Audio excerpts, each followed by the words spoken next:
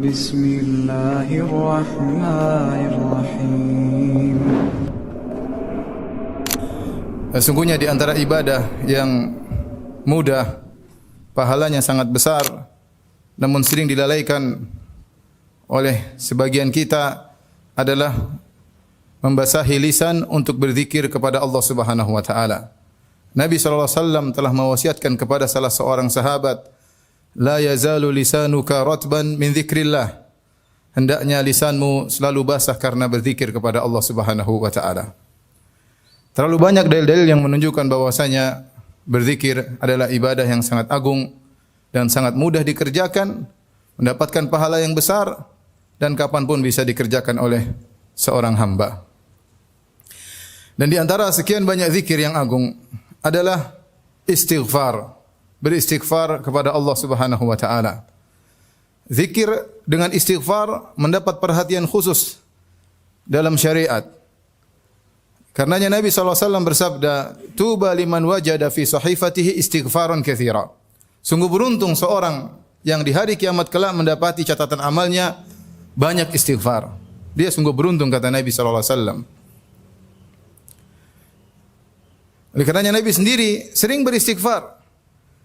Kata Rasulullah sallallahu alaihi wasallam, "Innahu la yughanu ala qalbi wa inni la astaghfirullah fil yaumi mi'ata marrah." Sungguhnya hatiku seakan-akan tertutup, ada sesuatu yang menutupi hati Nabi sallallahu alaihi wasallam, yaitu ada sesuatu yang membuat hati Nabi tidak enak.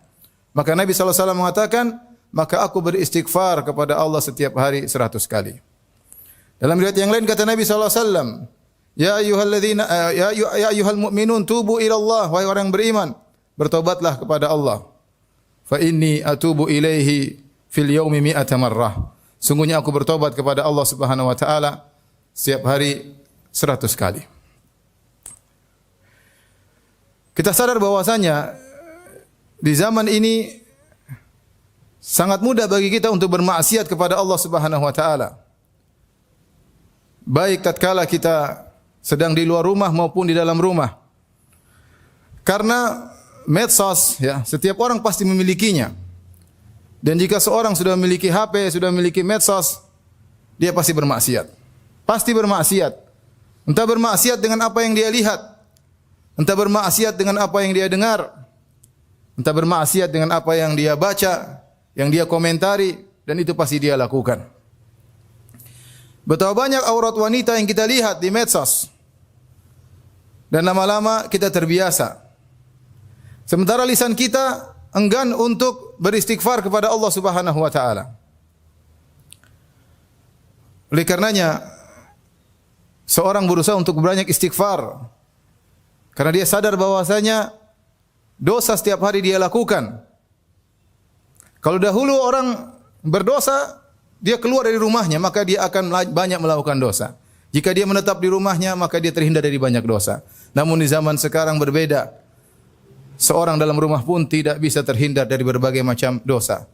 Selama dia bisa mengakses internet, dia bisa melihat apa yang dia lihat, maka dia tidak akan luput dari perbuatan dosa. Belum lagi dosa-dosa yang lain. Ini menekankan kita untuk sering beristighfar kepada Allah Subhanahu wa taala. Di antara hal yang menekankan kita untuk banyak istighfar kepada Allah Subhanahu wa taala, tidak mampunya kita untuk bersyukur kepada Allah Subhanahu wa taala atas banyak kenikmatan yang Allah berikan kepada kita. Sungguhnya setiap nikmat yang Allah berikan kepada kita wajib untuk kita syukuri. Karenanya para ulama menyebutkan di antara hikmah ketika seorang keluar dari jamban atau dari toilet kemudian dia berkata ghufranaka, ya Allah ampunanmu. Kenapa? Karena dia telah mengeluarkan kotoran dari tubuhnya. Dan itu nikmat yang luar biasa. Seandainya kotoran tersebut tertahan dalam tubuhnya, maka akan menimbulkan banyak penyakit. Dan dia tahu, ya Allah, di antara sekian banyak kenikmatan adalah Engkau bersihkan tubuhku dari kotoran ini dan aku tidak mampu untuk mensyukurinya. Maka seorang berkata, ghufranaka, ya Allah ampunilah aku. Lihat nikmat yang Allah berikan kepada kita sangat-sangat banyak. Kalau kita mau hitung tidak akan mampu untuk kita hitung. Yang ini semua menekankan kita untuk banyak beristighfar karena tidak ada di antara kita yang mampu untuk mensyukuri nikmat tersebut dengan sebagaimana yang seharusnya. Kemudian di antara hal yang membuat kita semakin ditekan untuk beristighfar karena kita tidak bisa beribadah kepada Allah dengan yang seharusnya. Siapa yang bisa salat dengan khusyuk yang luar biasa, yang sesuai dengan keagungan Rabbul Alamin? Tidak ada yang mampu.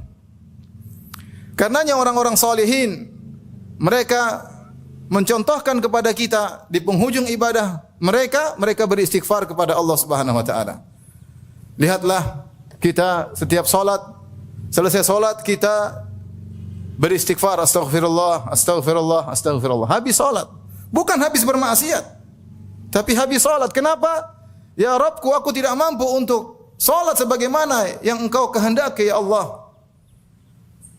Begitu aku bertakbir, pikiranku melayang kemana-mana. Astaghfirullah, astaghfirullah, astaghfirullah. Lihatlah bagaimana orang-orang salihin setelah mereka salat malam. Kata Allah Subhanahu wa taala, "Wa bil ashari hum yastaghfirun." Dalam ayat yang lain, "Wal mustaghfirina bil ashar." Dan mereka beristighfar di waktu sahur. Siapa mereka ini? Ini orang-orang yang malamnya mereka salat malam, siangnya mereka bersedekah, berinfak. Malamnya mereka salat malam, mereka tutup salat malam mereka dengan astaghfirullah, astaghfirullah, astaghfirullah, astaghfirullah. Mereka tidak ujub, mereka tidak bangga dengan ibadah yang mereka lakukan. Mereka sadar bahwasanya ibadah yang mereka lakukan penuh dengan kekurangan. Oleh karenanya, ya, Allah Subhanahu wa taala menyuruh orang-orang tatkala berhaji kemudian beranjak meninggalkan padang Arafah, Allah mengatakan wastaghfirullah, beristighfarlah kepada Allah Subhanahu wa taala. Haji, sudah mengorbankan uang, biaya, letih sampai ke padang Arafah, di bawah terik matahari berdoa kepada Allah Subhanahu wa taala. Fa idza afadtum min Arafatin fadhkurullaha indal masy'aril haram. Dan seterusnya kata Allah Subhanahu wa taala wastaghfirullah, beristighfarlah kepada Allah Subhanahu wa taala. Lihatlah Nabi sallallahu alaihi wasallam di penghujung dakwah beliau, setelah beliau berdakwah selama 23 tahun, yang seluruh waktunya beliau perjuangkan untuk Allah. Tidaklah Nabi berdiri, tidaklah Nabi duduk, tidaklah bergerak, tidaklah berkata, tidaklah Nabi melakukan apapun kecuali karena Allah Subhanahu wa taala. Dan lihat bagaimana dakwah Nabi sallallahu alaihi wasallam berhasil. Akan tapi Allah Subhanahu wa taala berfirman, "Idza jaa nasrullahi wal fath wa ra'aitan nasa yadkhuluna fi dinillahi afwaja fasabbih bihamdi rabbika wastaghfirhu innahu kana tawwaba." Jika telah datang pertolongan Allah, kemenangan Allah dari Allah Subhanahu wa taala, dan kau melihat orang-orang sudah berbondong-bondong masuk Islam, yaitu dakwah Nabi berhasil. Namun apa kata Allah? Fasabbih bihamdi rabbika wastaghfirhu. Bertasbihlah dan istighfarlah. Setelah turun ayat ini, Nabi SAW setiap rukuk dan sujud, yata'awwalul Quran, maka beliau berdoa, subhanakallahumma rabbana wa bihamdika Allahumma ghfirli. Beliau beristighfar tatkala rukuk dan beliau istighfar tatkala sujud. Jadi ini yang buat kita harus sering beristighfar kepada Allah Subhanahu wa taala, karena kita sering melakukan dosa. Kita tidak pandai bersyukur dan kita tidak bisa beribadah kepada Allah sebagaimana mestinya. Karenanya Syekhul Islam Ibnu Taimiyah rahimahullah menyebutkan, lihatlah ibadah salat. Ibadah salat isinya istighfar. Isinya istighfar. Dari awal sampai akhir isinya istighfar. Bahkan seorang tatkala mengawali salat dengan doa istiftah, di antaranya Allahumma ba'id baini wa baina khataayaya kama ba'ata bainal masyriq wal maghrib. Itu salah satu bentuk dari istighfar kepada Allah. Allahumma naqqini min khataayaya, ya Allah bersihkanlah aku dari dosa-dosaku. Istiftah, istighfar kepada Allah Subhanahu wa taala, ya. Kemudian tadi kita sebutkan tatkala ruku, subhanakallahumma rabbana wa bihamdika Allahumma ghfirli. Ruku istighfar. Tatkala sujud juga kita baca doa tersebut, subhanakallahumma rabbana wa bihamdika Allahumma ghfirli. Tatkala kita duduk di antara dua sujud, kita juga beristighfar, Rabbi ghfirli, Rabbi ghfirli, Rabbi ghfirli, atau Rabbi ghfirli warhamni wajburni, dan seterusnya. Kita beristighfar kepada Allah Subhanahu wa taala. Kemudian tatkala kita berdoa di penghujung salat, setelah kita bertasyahud, Nabi mengajarkan doa-doa, di antaranya doa-doa Allahumma ghfirli ma qaddamtu wa ma akhartu wa ma asrartu. Ya Allah ampuni aku. Ya. Jadi salat isinya istighfar. Setelah salat yang kita ucapkan astaghfirullah, astaghfirullah, astaghfirullah. Saking agungnya istighfar, sampai-sampai Nabi disuruh oleh Allah untuk beristighfar bagi kaum mukminin. Fa'lam annahu la ilaha illallah wastaghfir li dzambik. walil mu'minin. Mohonkanlah ampunan untuk dirimu wahai Muhammad dan juga kepada orang-orang beriman. Saking agungnya istighfar, ketika malaikat berdoa untuk kaum mukminin, apa yang mereka doakan untuk kaum mukminin? Mereka mohon istighfar buat kaum mukminin. Kata Allah Subhanahu wa taala, "Alladzina yahmiluna al-arsya wa man hawlahu yusabbihuna bihamdi rabbihim wa yu'minuna bihi wa yastaghfiruna lilladzina amanu. Rabbana wasi'ta kulla syai'in rahmatan wa ilma." Dan seterusnya. Kata Allah Subhanahu wa taala, para malaikat yang mereka mengangkat arsy dan yang berada di sekitar arsy, yang mereka beriman kepada Allah, wa yastaghfiruna lilladzina amanu, dan mereka mohon ampunan bagi orang-orang yang beriman. Karenanya jangan segan-segan agar kita membasahi lisan kita untuk istighfar. Apa susahnya kita berjalan sambil astagfirullah, astagfirullah, astagfirullah. Apa usahanya kita naik kendaraan sambil kita mengucapkan astagfirullah, astagfirullah, astagfirullah. Apa usahanya kita nunggu antrian sambil kita mengucapkan astagfirullah, astagfirullah, astagfirullah. Sangat mudah. Daripada kita bengong waktu berjalan sementara lisan kita tidak basah. Sungguh detik-detik yang kita lewati dengan tidak ada manfaat sama sekali. Oleh karenanya isi waktu kita untuk banyak berzikir, di antaranya beristighfar kepada Allah Subhanahu wa taala. Aqulu qouli hadza astaghfirullah li wa lakum wa li sa'iril muslimin min kulli dhanbin wa khati'ah fastaghfiruhu innahu huwal ghafurur rahim.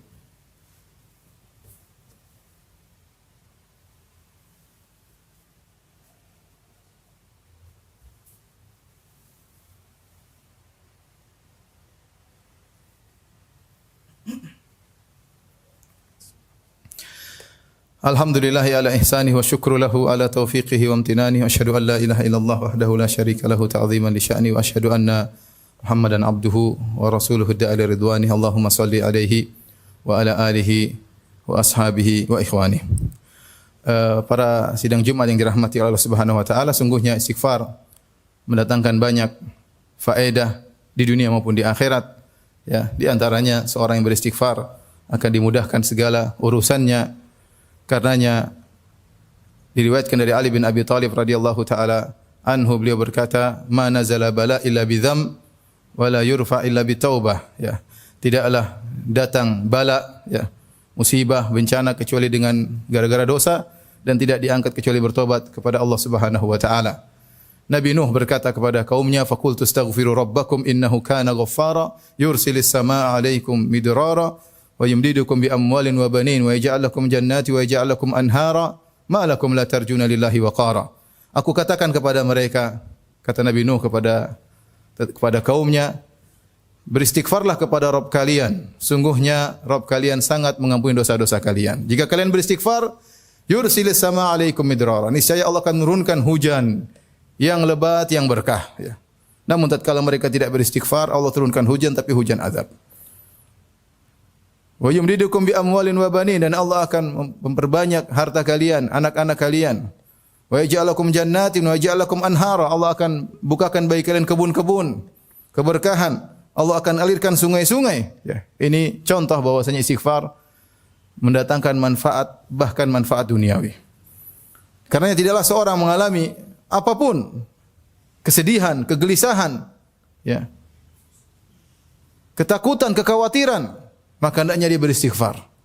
Karena tidak mungkin menimpa dia hal tersebut kecuali karena dosa-dosanya. Maka segera dia membasahi lisannya dengan astagfirullah, astagfirullah, astagfirullah, astagfirullah. Ini kita baru berbicara manfaat istighfar di dunia. Bagaimana lagi istighfar di akhirat? Tentu akan mengangkat derajat seseorang dengan istighfar tersebut. Ya. Oleh karenanya ada seorang diangkat surganya, dia heran di akhirat. Inna rajula la turfa'u darajatuhu fil jannah. Ada seorang diangkat derajatnya di surga. Dia mengatakan, "Anna li hadza, kok bisa saya derajatnya tinggi?" Maka dikatakan kepadanya, "Bistighfari waladika laka." Karena anakmu selalu mohon ampunan buat engkau. Karena anakmu selalu mohon ampunan buat engkau.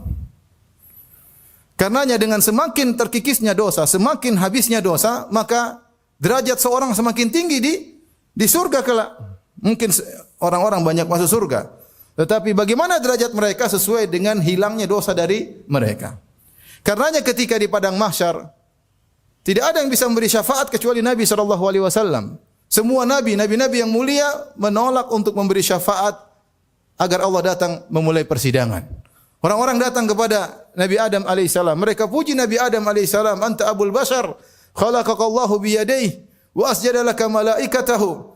Ala tara ma nahnu fih. Wahai Adam, engkau nenek moyang manusia. Allah ciptakan kau dengan kedua tangannya. Allah menyuruh malaikat sujud kepadamu. Tidakkah kau lihat bagaimana kondisi kami? Ala tashfa' lana 'inda rabbik? Tidakkah kau memberi syafaat bagi kami di sisi Allah Subhanahu wa taala? Lihat kondisi kami, matahari dalam jarak 1 mil, keringat bercucuran. Kata Adam, "Inna rabbi qad ghadiba al-yawma ghadaban lam yaghdab mithlahu qablahu wala ba'dahu." Sungguhnya Rabbku murka pada hari ini. Belum pernah Allah murka seperti ini sebelumnya dan tidak akan murka seperti ini setelahnya. Sungguhnya aku telah dilarang mendekati suatu pohon dan aku melanggarnya. Kata Adam alaihissalam, nafsi, nafsi, jiwaku, jiwaku, jiwaku juga butuh syafaat. Jangankan kalian, aku juga butuh syafaat. Idhabu ila ghairi, pergilah kepada nabi yang lain. Idhabu ila Nuh, pergilah kepada Nabi Nuh. Mereka datang kepada Nabi Nuh, mereka muji Nabi Nuh. Nabi Nuh tidak bisa. Mereka pergi kepada Nabi Ibrahim, Nabi Ibrahim juga tidak bisa. Mereka kepada Nabi Musa tidak bisa. Nabi Isa tidak bisa. Sampai Nabi Muhammad SAW kemudian yang berani untuk meminta syafaat kepada Allah Subhanahu wa taala. Kenapa? Karena Nabi Muhammad SAW bersih dari segala dosa. Dosa-dosa yang telah lalu dan akan datang telah diampuni oleh Allah Subhanahu wa taala. Inna fatahna laka fatham mubina liyaghfira lakallahu ma taqaddama min dzambika wa ma ta'akhkhar. Agar Allah mengampuni dosa-dosamu wahai Muhammad yang telah lalu dan akan datang. Jadilah Muhammad adalah orang yang paling tertinggi di surga. Kenapa dia tidak memiliki dosa sedikit pun? Karena sejauh mana kita banyak beristighfar kepada Allah Subhanahu wa taala, sejauh itu pula tingkatan kita di surga kelak. Oleh karena jangan pernah ragu-ragu, jangan pernah malas untuk banyak beristighfar kepada Allah Subhanahu wa taala. Dan di antara zikir pagi petang adalah beristighfar kepada Allah Subhanahu wa taala. Kapanpun silakan beristighfar kepada Allah, terutama waktu-waktu spesial, di pagi hari, di petang hari, tatkala di waktu sahur, setelah seorang melaksanakan salat tahajud, dia duduk kemudian berkata astaghfirullah, astaghfirullah, astaghfirullah, astaghfirullah.